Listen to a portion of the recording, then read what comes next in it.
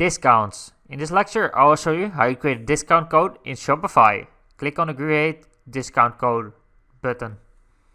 Right over here, you can give your discount code a name. I'm going to call it Summer Sale. Here you can enter the value of it, the discount value. So I'm going to enter 50%. And of every entry I order, you can also select specific collections. So they will only work for collections that you have selected. Okay, and when I scroll down, you will see that there is end date. You can set the end date for this discount code because it's only in the summer in this case, but I'm going to leave it as default.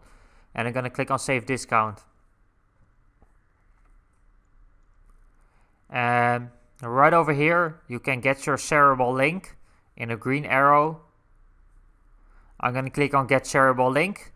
And right over here, you can copy this. And you can paste it in your browser and you will see the discount.